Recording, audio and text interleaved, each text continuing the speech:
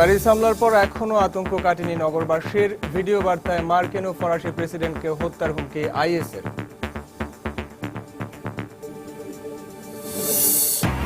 যুক্তরাষ্ট্র চাইলে আইএসকে ধ্বংস করে দিতে পারে, দাবি জন কেরির।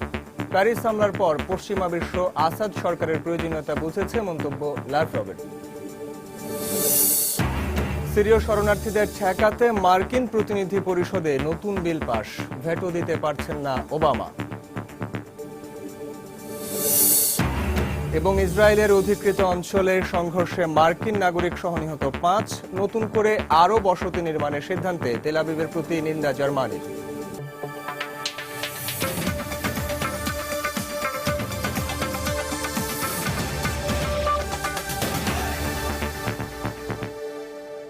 আন্তর্জাতিক সময়, সঙ্গে আছি আমি সাইফুল রুদ্র। প্যারিস হামলার পর পুরো ইউরোপ এখন সন্ত্রাসী হামলার ভয়ে আতঙ্কিত। বৃহস্পতিবার ইউরোপীয় পার্লামেন্টে ইউরোপোলের প্রধান হামলার শঙ্কার কথা জানিয়ে সবাইকে সতর্ক থাকার আহ্বান জানিয়েছেন। একই কথা বলছেন ইউরোপীয় ইউনিয়ন ইইউ নেতারাও। এদিকে সরকার হামলার মূল পরিকল্পনাকারী আবদেল হামিদ আবাউদ নিহত হবার খবর নিশ্চিত করলেও এখনও হামলার সঙ্গে সম্পৃক্ত সন্দেহভাজন অন্যান্যদের খুঁজছে ফরাসি পুলিশ। কিছুদিন পরই বড়দিন, তবে প্যারিসে সন্ত্রাসী হামলার ঘটনা মলিন করে দিয়েছে ফরাসিদের বড়দিনের আনন্দ। দুঃসহ সেই স্মৃতি ফরাসিদের ভুলিয়ে দিতে বৃহস্পতিবার চ্যাম্পস এলিসিস এভিনিউতে এমন আলোকসজ্জা করা হয়। এভিনিউ পরিচালনা কর্তৃপক্ষ জানিয়েছে, নিহতদের স্মরণে অন্যান্য আনুষ্ঠানিকতা আপাতত বন্ধ রাখা হলেও বড়দিন যে আসছে তা মনে করিয়ে দিতে নানা রঙের আলোয় জ্বলে উঠছে চারপাশ। একদিকে যখন চলছে পরিস্থিতি স্বাভাবিক করার এমন চেষ্টা, তখন অন্যদিকে বাড়ানো হয়েছে জরুরি অবস্থার মেয়াদ। ফরাসি স্বরাষ্ট্রমন্ত্রী যে কোনো ধরনের অপ্রীতিকর পরিস্থিতি এড়াতে নিরাপত্তা জোরদার করতে ইউরোপীয় ইউনিয়নের নেতাদের প্রতি আহ্বান জানিয়েছেন। এদিকে পার্লামেন্টের অধিবেশনে ফরাসি প্রধানমন্ত্রী ম্যানুয়েল বলসাবা জানিয়েছেন, সন্ত্রাসীদের রাসায়নিক হামলার আশঙ্কায় এখন তারা। ইরাকে বা সিরিয়ায় যা হয়েছে তার জন্য আমাদের উপর হামলা হয়নি। হামলা হয়েছে কারণ হামলাকারীরা আমাদের মতাদর্শের বিরুদ্ধে, আর তারা এখানেই থেমে থাকবে না। কোনো কিছুই আমাদের উড়িয়ে দেওয়া ঠিক হবে না। এখানে রাসায়নিক বা জীবাণু অস্ত্রের হামলাও হতে পারে। একই আশঙ্কার কথা জানিয়েছেন ইউরোপোলের প্রধানও। মার্কিন গোয়েন্দা সংস্থা এফবিআই ইতালির রোমে এবং মিলানে হামলা হতে পারে এমন তথ্য জানালে সন্দেহভাজন 5 জনকে ধরতে সেখানেও চলছে অভিযান। তবে নিজ দেশে হামলার আশঙ্কার কথা উড়িয়ে দিয়েছে এফবিআই। আমরা সতর্ক রয়েছি, নজরদারিও বাড়িয়েছি, কিন্তু প্যারিসের মতো কোনো হামলার আশঙ্কা আমাদের নেই। এদিকে ফরাসি সরকার অবশেষে প্যারিস হামলার সন্দেহভাজন পরিকল্পনাকারী আবদেল হামিদ আবাউদের পুলিশি অভিযানে নিহত হওয়ার খবর নিশ্চিত করেছে। তবে এখনো হামলার সাথে সম্পৃক্ত সন্দেহভাজন অন্যান্যদের ধরতে অভিযান চলছে। তানজিম মুনিয়াত, সময় সংবাদ। এদিকে প্যারিসের সান্দেনি এলাকায় পুলিশি অভিযানের সময় আত্মঘাতী বোমা বিস্ফোরণকারী নারীর পরিচয় প্রকাশ করা হয়েছে। ফরাসি পুলিশ জানায়, হাসনা আয়েত বুলাচেন নামের সেই নারীর দেহাবশেষের নমুনা পরীক্ষা করে তার পরিচয় জানা গেছে। এদিকে সিএনএন বলছে, হাসনা এক সময় সবার কাছে পার্টি গার্ল হিসেবে পরিচিত ছিল। 26 বছর বয়সী হাসনার বাবা মায়ের বিচ্ছেদের পর তার বেড়ে ওঠা স্বাভাবিক ছিল না বলেও তার পরিচিতদের বরাত দিয়ে জানিয়েছে গণমাধ্যম। নিজের শরীরে থাকা বোমা বিস্ফোরণ করার আগে হাসনার কাছে পুলিশ আবদেল হামিদ আবাউদ কোথায় আছে জানতে চায়। এর কয়েক সেকেন্ড পরে বোমার বিস্ফোরণে নিহত হয় হাসনা। প্যারিস হামলায় নিহতদের জন্য বিশেষ প্রার্থনা করতে স্থানীয় মসজিদগুলোর প্রতি আহ্বান জানিয়েছে ফরাসি মুসলিম কাউন্সিল। কাউন্সিলের মুখপাত্র ফ্রান্সের 2500 মসজিদের সবগুলোর পক্ষ থেকে যেন এইসব সন্ত্রাসী বা জঙ্গি হামলার নিন্দা জানানো হয়, সেজন্য আহ্বান জানিয়েছেন। ফ্রান্সের সবচেয়ে বড় মসজিদ দ্য গ্রেট মস্কের ইমামকে এই হামলায় নিহতদের জন্য প্রার্থনা করতে আহ্বান করা হয়েছে। সন্ত্রাসী বা জঙ্গিদের কোনো ধর্ম নেই এমনটা বলে এই হামলার জন্য মুসলমানদের যেন হয়রানি না করা হয়, সেই আহ্বানও জানিয়েছে ফরাসি মুসলিম কাউন্সিল।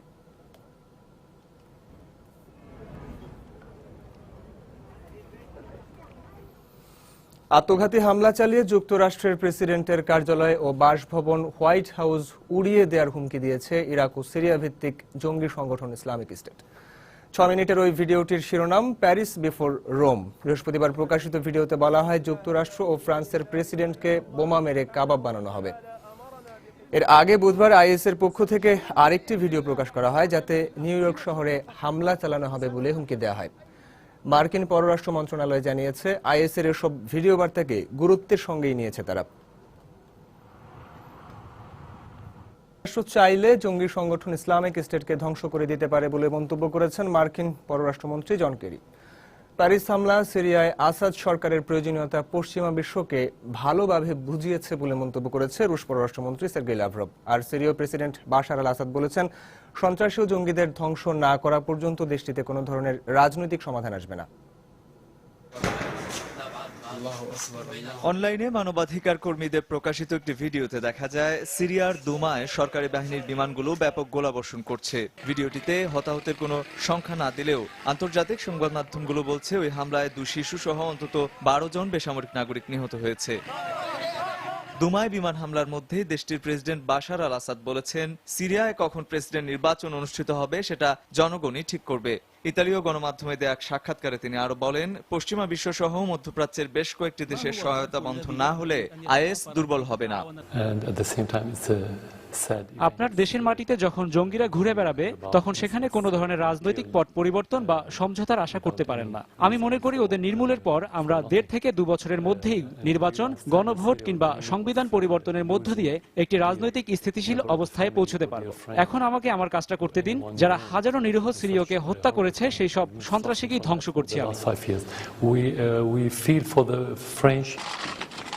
এদিকে গণমাধ্যমের সামনে কথা বলতে গিয়ে আইএসকে ধ্বংসের ব্যাপারে দৃঢ় প্রত্যয় ব্যক্ত করেছেন মার্কিন পররাষ্ট্রমন্ত্রী জন কেরি। তিনি বলেন, খুব শিগগিরই আইএস দমন করা হবে এবং যেকোনো হুমকি মোকাবেলায় প্রস্তুত রয়েছে যুক্তরাষ্ট্র।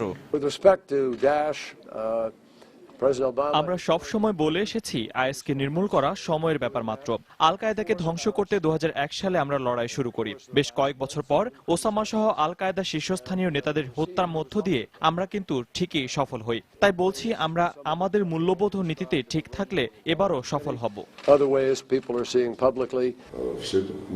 রুশ পররাষ্ট্রমন্ত্রী সের্গেই লাভরভ বলেছেন, বাশার আল আসাদকে ছাড়া সিরিয়া সংকটের শান্তিপূর্ণ সমাধান আসবে না। আমার বিজ্ঞ পশ্চিমা বন্ধুরা এখন নিশ্চয়ই বুঝতে পারবেন সিরিয়ায় বাশার আল আসাদের বৈধ সরকার ক্ষমতায় থাকা কতটা জরুরি। আসাদ সেখানে আইএস সহ অন্যান্য সন্ত্রাসীদের বিরুদ্ধে লড়াই করে প্রকৃত জঙ্গি বিরোধী যুদ্ধটা চালিয়ে যাচ্ছেন। আর একটা বিষয়, বিগত 5 বছর ধরেই পশ্চিমা দেশগুলো বলে আসছে সিরীয় জনগণ আসাদকে ছুড়ে ফেলবে। বাস্তবে কিন্তু তা হয়নি। ল্যাভরভের এ বক্তব্যের সময় রুশ প্রতিরক্ষা মন্ত্রণালয় জানায়, সিরিয়ায় ইদলিব ও আলেপ্পোর বেশ কিছু আইএস অবস্থানে তীব্র বিমান হামলা চালিয়েছে তারা। হামলায় জঙ্গিদের দখল করে রাখা তেল শোধনাগার সহ কয়েকটি অস্ত্রাগার, প্রশিক্ষণ কেন্দ্র ক্ষতিগ্রস্ত হয়েছে বলেও জানান রুশ কর্মকর্তারা। রঞ্জন শুভ্র, সময় সংবাদ। আন্তর্জাতিক সময় আরো দেখবেন। ইস্তাম্বুলে প্রথমবারের মতো বর্ণিল আলোক উৎসব। আলোর ব্যতিক্রমী ব্যবহারে মুগ্ধ দর্শনার্থীরা।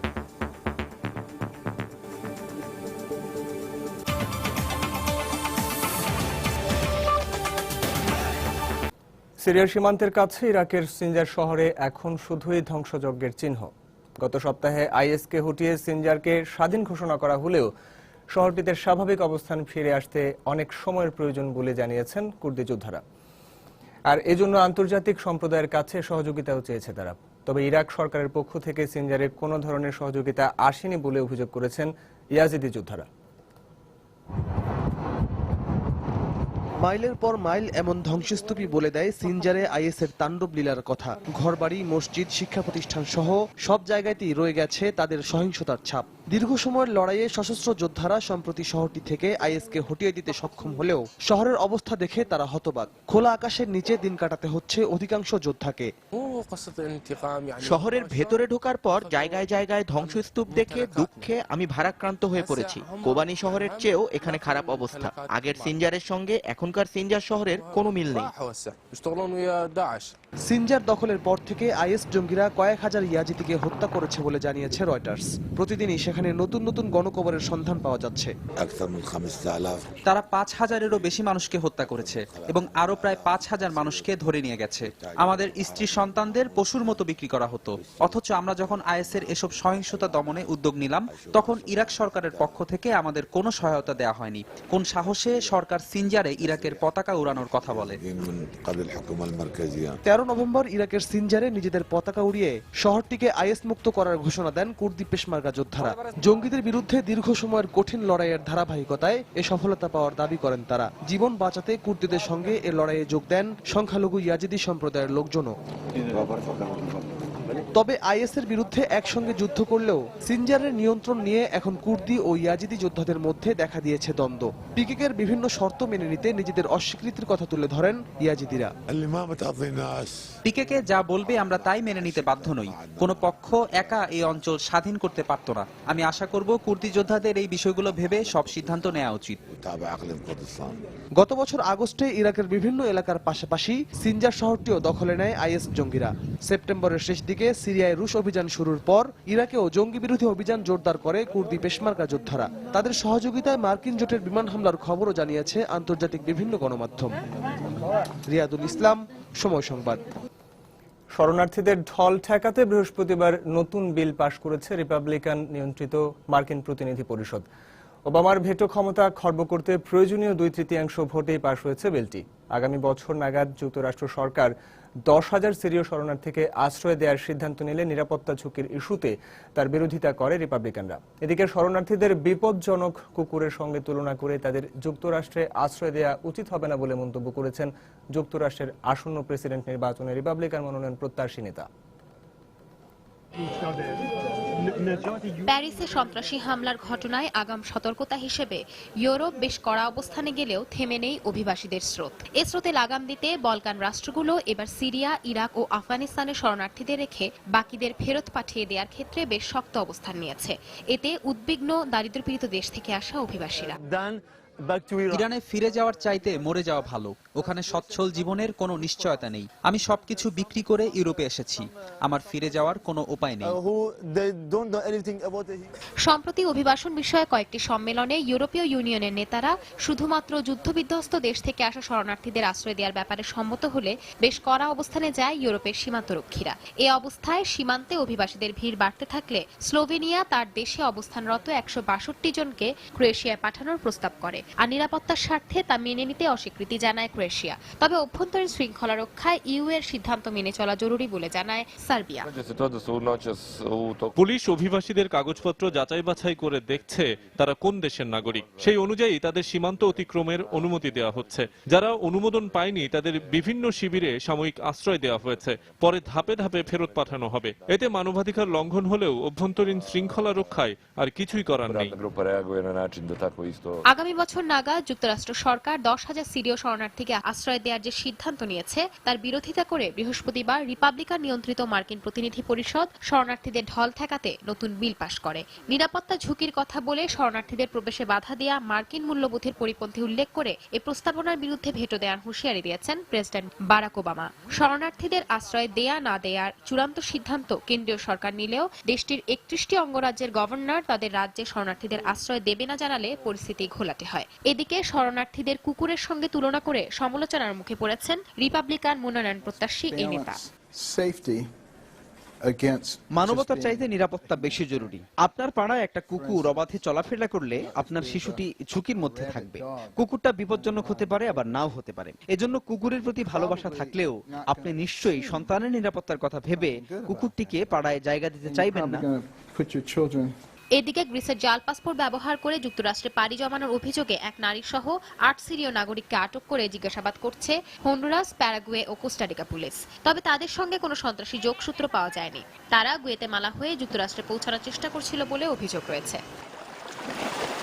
অন্যদিকে লেসবস উপকূলে ভেড়ানো অভিবাসীবাহী শত শত রাবার ডিঙি অপসারণ করতে গিয়ে বিপাকে পড়েছে কর্তৃপক্ষ। অভিবাসীরা উপকূলে পৌঁছানোর পর ডিঙিগুলো সৈকতেই খালি পড়ে থাকায় পরিবেশ বিপর্যয়ের আশঙ্কা দেখা দিয়েছে। সঞ্জনা চৌধুরী, সময় সংবাদ। যুদ্ধবিধ্বস্ত সিরিয়া থেকে লাখ লাখ মানুষ যখন ইউরোপ মুখে পাড়ি জমাচ্ছে তখন দেশে ফিরে এসে ভিন্ন উদাহরণ সৃষ্টি করেছে 1.5 লাখ সিরীয়। যুদ্ধ, ধ্বংস, হানাহানি সবকিছু ভুলে গত 2 মাসে 7,500 মানুষ সিরিয়ার দামেস্কে নিজ বাড়িতে ফিরে যায়। দেশে ফেরা এসব মানুষকে অভ্যর্থনা জানাতে বৃহস্পতিবার দেশটির জাতীয় পুনর্মিলনী বিষয়ক মন্ত্রণালয় রাজধানীর আল হুসেইনিয়া অঞ্চলে এক বিশেষ অনুষ্ঠানের আয়োজন করে। শহরে নিরাপত্তা ব্যবস্থা নির্ভরযোগ্য হয়ে ওঠায় বিভিন্ন দেশে অবস্থানরত সিরীয় নাগরিকরা এখন দেশে ফেরার ব্যাপারে আগ্রহী হয়ে উঠবে বলে আশা তাদের। এ লক্ষ্যে সরকার শহরকে আগের অবস্থায় ফিরিয়ে নিতে কমিটি গঠনের মাধ্যমে ক্ষতিগ্রস্ত বাড়ি মেরামত ও নতুন ঘর নির্মাণে বিভিন্ন উদ্যোগ হাতে নিয়েছে। অভ্যর্থনা অনুষ্ঠান শেষে শহীদ সেনা পরিবারের সদস্যদের বিশেষ সম্মাননা ও সার্টিফিকেট দেওয়া হয়। জাতীয় পুনর্মিলনী বিষয়ক মন্ত্রী আলী হায়দার রয়টার্সকে জানান, আগে দামেস্কে 80,000 মানুষ বাস করলেও 2012 সালের দিকে বিদ্রোহীরা শহরটি দখলে নিতে থাকলে মানুষ ঘর ছাড়তে বাধ্য হয়। তবে সরকারি উদ্যোগে দ্রুত দামেস্ক আগের মতো কর্মচঞ্চল নগরীতে পরিণত হবে বলে তিনি আশা প্রকাশ করেন। তেল আবিব ও পশ্চিম তীরে আলাদা দুটি ঘটনায় এক মার্কিন নাগরিক ও 3 ইসরায়েলি সহ 5 জন নিহত হয়েছে। এই ঘটনায় ফিলিস্তিনি হামলাকারীদের বিরুদ্ধে কঠোর ব্যবস্থা নিতে নিজ বাহিনীর প্রতি নির্দেশ দিয়েছেন ইসরায়েলি প্রধানমন্ত্রী বেনিয়ামিন নেতানিয়াহু। এদিকে পূর্ব জেরুজালেমে নতুন করে আরও 5 শতাধিক ইহুদি বসতি সম্প্রসারণের ঘটনায় তেল আবিবের প্রতি নিন্দা জানিয়ে এই ধরনের সিদ্ধান্তে সংঘর্ষ আরও বাড়বে বলে জানিয়েছে জার্মান পররাষ্ট্র মন্ত্রণালয়। বৃহস্পতিবার ইসরায়েলি পুলিশ ও ফিলিস্তিনি আন্দোলনকারীদের মধ্যে সংঘর্ষে রণক্ষেত্রে পরিণত হয় অবরুদ্ধ পশ্চিম তীর। ফিলিস্তিনি আন্দোলনকারীরা পুলিশের দিকে ঢিল ও পটকা ছুড়লে তাদের দিকে রাবার বুলেট ও কাঁদানে গ্যাস ছুড়ে পুলিশ। সংঘর্ষ চলাকালীন ইহুদি বসতির কাছাকাছি এক ফিলিস্তিনি বেপরোয়া গাড়ি চালিয়ে কয়েকজন পথচারীকে চাপা দেয়। এ ঘটনায় এক ফিলিস্তিনি, এক ইসরায়েলি ও এক মার্কিন নাগরিক নিহত হয়। ফিলিস্তিনি ওই গাড়ি চালককে লক্ষ্য করে গুলি ছোড়ে পুলিশ। তবে তার অবস্থা সম্পর্কে এখনো নিশ্চিত কোনো তথ্য পাওয়া যায়নি। একই দিন তেল আবিব শহরে এক ফিলিস্তিনি যুবকের ছুরিকাঘাতে 2 ইসরায়েলি নিহত হয়েছে। প্রত্যক্ষদর্শী জানায়, ইহুদিদের উপাসনালয় সিনাগগে প্রার্থনার সময় এই ঘটনা ঘটে। সবাই ভয়ে পালাচ্ছিল। আমি দেখলাম একটা লোক রক্তাক্ত অবস্থায় মাটিতে পড়ে আছে। হামলাকারী প্রার্থনার সময় সিনাগগের ভিতরে ঢুকে 2টি লোককে আঘাত করে। পরে উপরতলা থেকে তাকে আটক করে পুলিশ। এ ধরনের হামলার পেছনে ইসলামিক জঙ্গি গোষ্ঠীর মদত রয়েছে উল্লেখ করে ইহুদিদের উপর হামলাকারীকে সর্বোচ্চ শাস্তির মুখোমুখি করার নির্দেশ দিয়েছেন ইসরায়েলি প্রধানমন্ত্রী বেনিয়ামিন নেতানিয়াহু।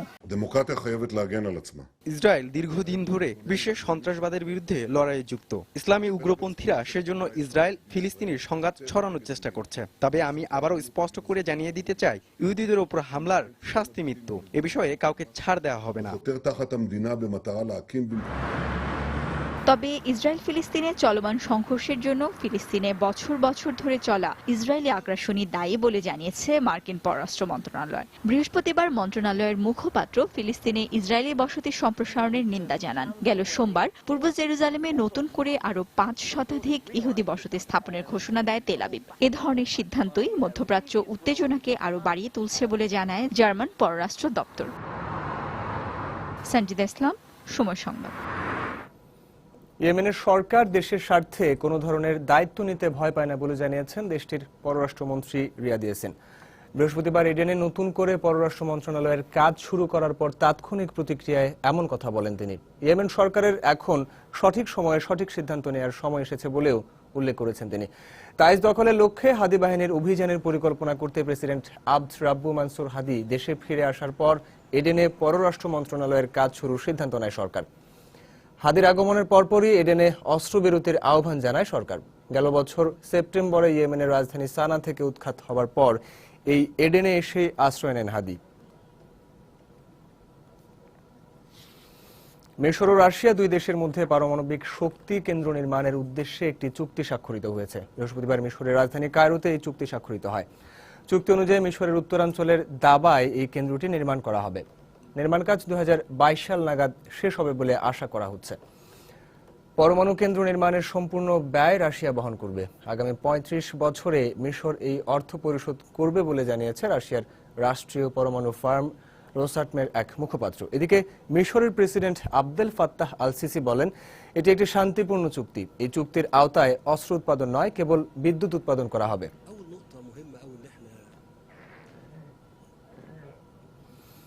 চাঁদের দক্ষিণাঞ্চলীয় লেক চাঁদ এলাকায় জরুরি অবস্থার সময়সীমা বাড়ানোর সিদ্ধান্ত নিয়েছে দেশটির পার্লামেন্ট। বৃহস্পতিবার দেশটির পার্লামেন্টের এক মুখপাত্র জানায়, আঞ্চলিক কর্তৃপক্ষের কাছে 2016 সালের 22 মার্চ পর্যন্ত সময়ের জন্য ক্ষমতা হস্তান্তর করা হবে। আত্মঘাতী বোমা হামলায় 2 জনের মৃত্যুর ঘটনায় গত 9 নভেম্বর পর্যন্ত লেক চাঁদ এলাকায় জরুরি অবস্থা জারি করে দেশটির সরকার। নাইজেরিয়ার সেনাবাহিনীকে সামরিক সহায়তা দেবার পর থেকে চাঁদ, ক্যামেরুন ও নাইজারের বিরুদ্ধে অভিযান চালায় জঙ্গি সংগঠন বোকো হারাম।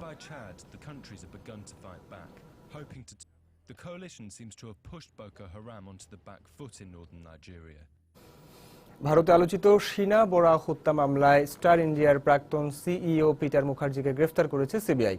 স্থানীয় গণমাধ্যম জানিয়েছে, বৃহস্পতিবার সন্ধ্যায় পুলিশ তাকে গ্রেফতার করেছে। পিটারের বিরুদ্ধে খুনের ষড়যন্ত্র, তথ্য প্রমাণ লোপাট এবং তথ্য গোপন করার অভিযোগ আনা হয়েছে। তদন্ত সংস্থার বরাত দিয়ে গণমাধ্যম জানিয়েছে, পিটারের কাছে গুরুত্বপূর্ণ তথ্য থাকার পরেও তিনি পুলিশকে জানাননি। গত কয়েক মাস ধরে ভারতে শিনা বোরা হত্যাকাণ্ড আলোচিত হচ্ছে। শিনা বোরার 2012 সালের 24 এপ্রিল নিখোঁজ হন। পরে পুলিশি তদন্তে জানা যায়, শিনা বোরার মা ইন্দ্রাণী বোরা, যিনি INX মিডিয়ার CEO ছিলেন, তিনি তার মেয়েকে গাড়ি চালকের সাহায্যে হত্যা করেন।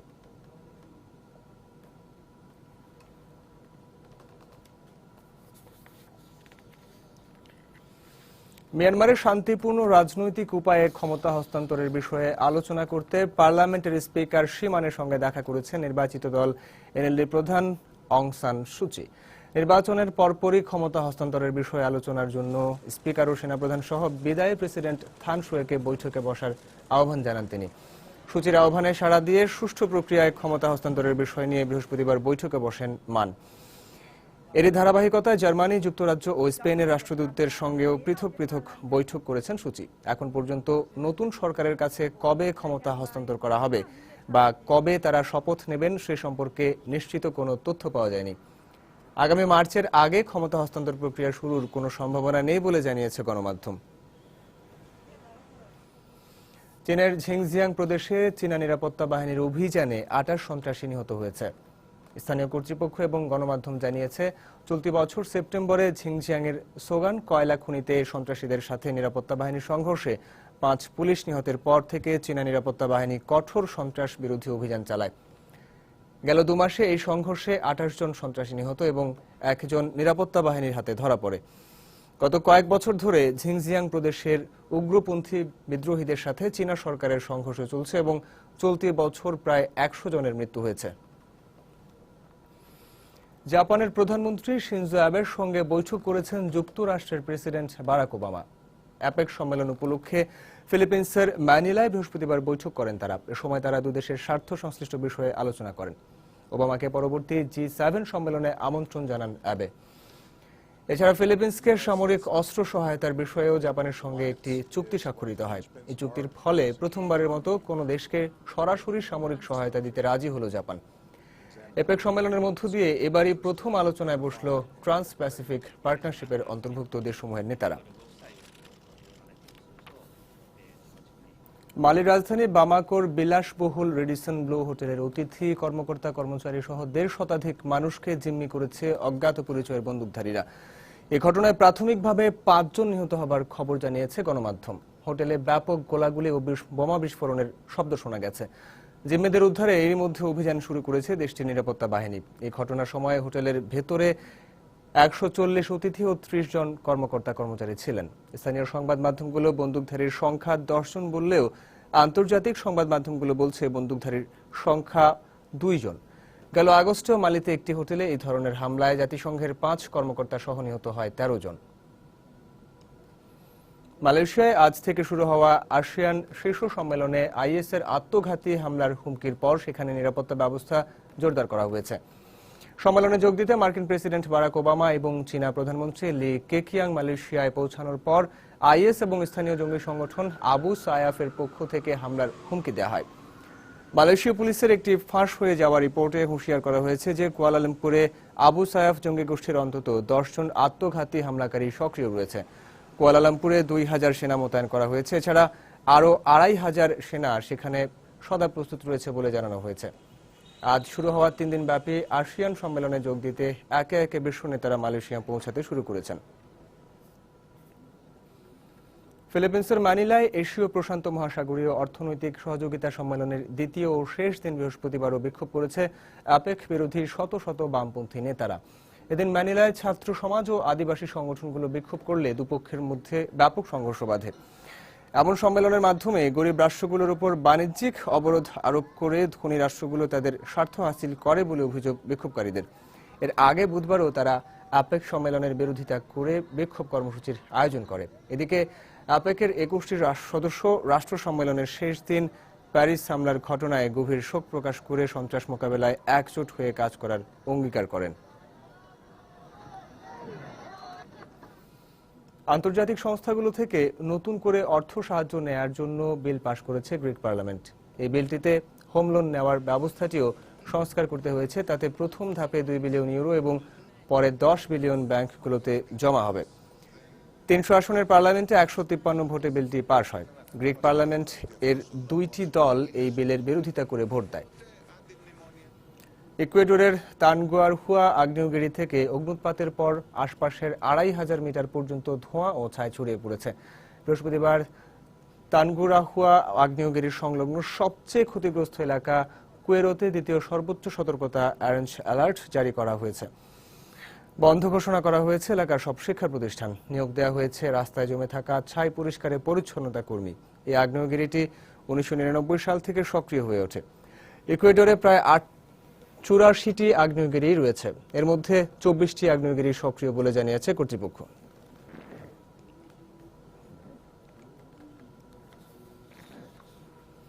ব্রাজিল সরকার সম্প্রতি বৃক্ষ নিধনের হার কমিয়ে আনার কারণে দেশটির কার্বন নিঃসরণের পরিমাণ গত বছর উল্লেখযোগ্য হারে হ্রাস পেয়েছে বলে পরিবেশ সংস্থার প্রতিবেদনে জানা গেছে।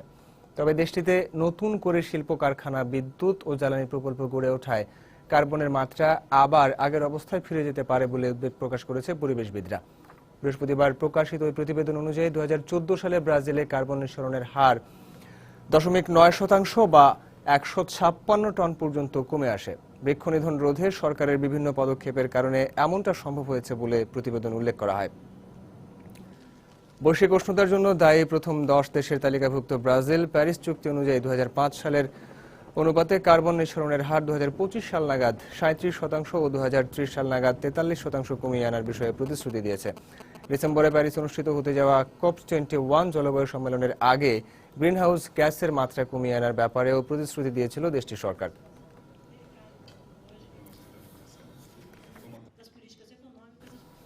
আন্তর্জাতিক সময়ের এ পর্যায়ে অর্থ বাণিজ্যের খবর। পরিবেশগত ঝুঁকি এড়াতে 2025 সালের মধ্যে কয়লাভিত্তিক বিদ্যুৎ কেন্দ্র বন্ধের পরিকল্পনা করেছে যুক্তরাজ্য। সম্প্রতি দেশটির জ্বালানি সচিব অ্যাম্বার রুট এই কথা জানিয়েছেন। এজন্য 2023 সালের মধ্যে সব কারখানায় বিদ্যুৎ উৎপাদন বন্ধ করা হবে বলেও জানানো হয়েছে। কয়লাভিত্তিক কেন্দ্র বন্ধের পর বিদ্যুতের চাহিদা মেটাতে গ্যাস ভিত্তিক বিদ্যুৎ কেন্দ্রের উৎপাদনের হার বাড়ানো হবে যুক্তরাজ্যে।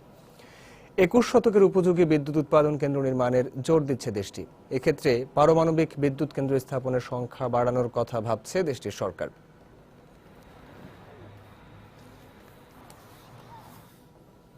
আগামী ডিসেম্বরে যুক্তরাষ্ট্রের ব্যাংক ঋণের সুদের হার বাড়ানো হবে বলে ইঙ্গিত দিয়েছে দেশটির কেন্দ্রীয় ব্যাংক ফেডারেল রিজার্ভ। ডিসেম্বরে ব্যাংকের পরবর্তী সভায় এই সংক্রান্ত সিদ্ধান্ত নেওয়া হবে বলেও জানানো হয়েছে। দেশটির শ্রমবাজার শক্তিশালী হয়ে ওঠায় এবং মুদ্রাস্ফীতির লক্ষ্যমাত্রা 2% দিকে এগিয়ে যাওয়ায় সুদের হার বাড়ানোর কথা ভাবছে ফেড। মার্কিন অর্থনীতি শক্তিশালী হয়ে ওঠায় চলতি বছরের সেপ্টেম্বর কিংবা অক্টোবরেই সুদের হার বাড়ানো হবে বলে ধারণা করছিলেন অর্থনৈতিক বিশ্লেষকরা। 2008 সাল থেকে ব্যাংক ঋণে সুদের হার শূন্যের কাছাকাছি রয়েছে দেশটিতে। ভারতে নিজেদের বিলাসবহুল গাড়ির বিক্রি বাড়াতে চাইছে টয়োটা মোটর কর্পোরেশন। তুলনামূলক সস্তা ও ছোট আকারের গাড়ি বিক্রির বাজার প্রতিযোগিতায় পিছিয়ে থাকার কারণে এবার নতুন এই পরিকল্পনা করেছে প্রতিষ্ঠানটি। দেশের দক্ষিণের শহর বেঙ্গালুরুতে কারখানাতে সব গাড়ি তৈরি করা হবে বলে জানিয়েছেন টয়োটার কর্মকর্তারা। আগামী 5 বছরে প্রায় 10 লাখ গাড়ি বিক্রির পরিকল্পনা রয়েছে প্রতিষ্ঠানটি। মারুতি সুজুকি ও হুন্দাইয়ের সঙ্গে প্রতিযোগিতা করতে হবে টয়োটাকে। এশিয়ায় গাড়ির সবচেয়ে বড় বাজারের তালিকায় 6ষ্ঠ অবস্থানে রয়েছে ভারত।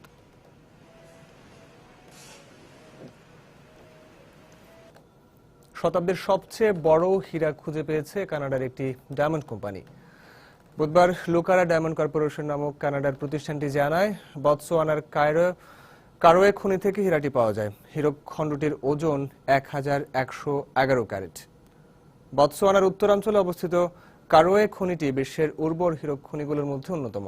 খুঁজে পাওয়া হীরাটি বিশ্বে এখন পর্যন্ত পাওয়া হীরার মধ্যে দ্বিতীয় বৃহত্তম। এর আগে 1905 সালে দক্ষিণ আফ্রিকার প্রিমিয়ার খনি থেকে 3106 ক্যারেট ওজনের একটি হীরা পাওয়া যায়। দুর্ঘটনা এড়াতে সাইকেল আরোহীরা মাথায় হেলমেট ব্যবহার করেন, কিন্তু অনেকেই অভিযোগ করেন এই হেলমেট পরে থেকে রীতিমতো অস্বস্তিতে পড়তে হয় তাদের। আর এজন্যই সুইডেনের হেলমেট নির্মাতা কোম্পানি হোপডিং সেন্সর তৈরি করেছেন বাতাসের হেলমেট। চলুন দেখে আসি কিভাবে কাজ করে হেলমেটটি। হেলমেটের বিজ্ঞাপনে মাথায় কেন হেলমেট নেই তাই ভাবছেন তো? একটু অপেক্ষা করলেই দেখতে পাবেন অদৃশ্য থেকে হঠাৎ করেই মাথায় এমন হেলমেট চলে আসছে। না, কোনো জাদু মন্ত্র নয়। এই হেলমেট হচ্ছে বাতাসের হেলমেট। যখনই আপনি এমন কোনো দুর্ঘটনায় পড়বেন, তখনই দেখবেন যে এই হেলমেট আপনার সুরক্ষা ঢালের মতো মাথার উপর চলে আসছে। বেলুনের মতো এই হেলমেটটি সাইকেলে চড়ার আগে এমন নেকটাইয়ের মতো গলায় পরে নিতে হবে। ব্যাস, এবার দিব্যি আনন্দে চালাতে থাকুন সাইকেল। যখনই কোনো দুর্ঘটনায় পড়বেন, তখনই এমন হিলিয়াম গ্যাস ভরে ফুলে উঠবে হেলমেটটি। আর এতে সময় নেবে মাত্র কয়েক সেকেন্ড। আরোহীর ঘাট থেকে মাথা পর্যন্ত সুরক্ষা করতে সক্ষম এই হেলমেট। হোপডিং কোম্পানির প্রধান নির্বাহী জানিয়েছেন, 7 বছর গবেষণা করে এই হেলমেটটি তৈরি করা হয়েছে। দুর্ঘটনায় তাৎক্ষণিকভাবে কাজ করার জন্য এতে ব্যবহার করা হয়েছে সেন্সর। সম্প্রতি এটি বাজারে ছাড়া হয়েছে। এর মধ্যে যুক্তরাষ্ট্রে ব্যাপক জনপ্রিয়তাও পেয়েছে এই হেলমেট। তবে দামটা একটু বেশি এই হেলমেটের। এটি কিনতে চাইলে গুনতে হবে 299 ইউরো বা প্রায় 24,000 টাকা। তানজিম মুনিয়াত, সময় সংবাদ। 2015 সালকে আন্তর্জাতিক আলোক বর্ষ হিসেবে ঘোষণা করেছে জাতিসংঘ। 2013 সালে এই ঘোষণা দেওয়া হয়। তারই অংশ হিসেবে তুরস্কের ইস্তাম্বুল শহরে 13 নভেম্বর শুরু হয়েছে 17 দিন ব্যাপী আলোক উৎসবের। বর্ণিল উৎসবের আয়োজন করা হয়েছে শহরের জোরলু সেন্টারে। উৎসব সফল করতে নানা উদ্যোগ নিয়েছেন আয়োজকরা।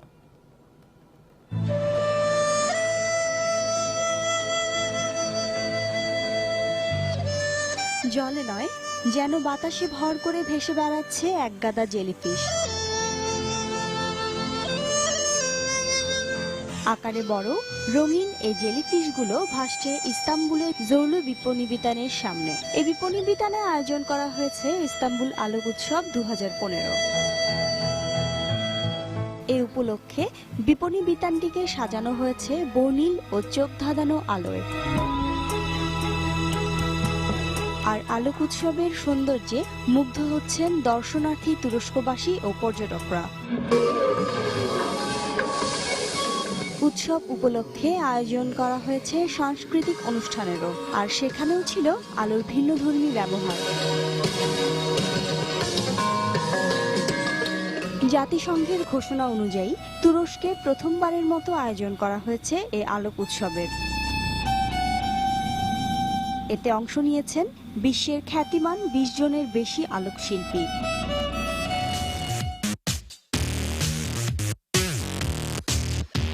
সব শ্রেণীর দর্শকদের জন্য উন্মুক্ত উৎসবটি চলবে আগামী 29শে নভেম্বর পর্যন্ত।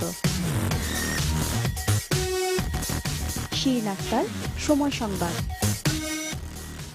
আন্তর্জাতিক সময়ের শীর্ষ সংবাদগুলো জানিয়ে দিচ্ছি আরও একবার।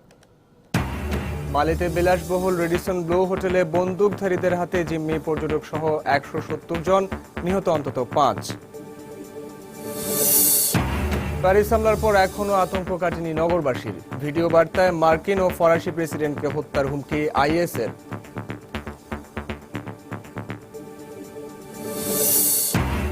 যুক্তরাষ্ট্র চাইলে আইএসকে ধ্বংস করে দিতে পারে, দাবি জন কেরির। প্যারিস হামলার পর পশ্চিমা বিশ্ব আসাদ সরকারের প্রয়োজনীয়তা বুঝেছে, মন্তব্য ল্যাভরভের। এবং সিরীয় শরণার্থীদের ঠেকাতে মার্কিন প্রতিনিধি পরিষদে নতুন বিল পাস, ভেটো দিতে পারছেন না ওবামা।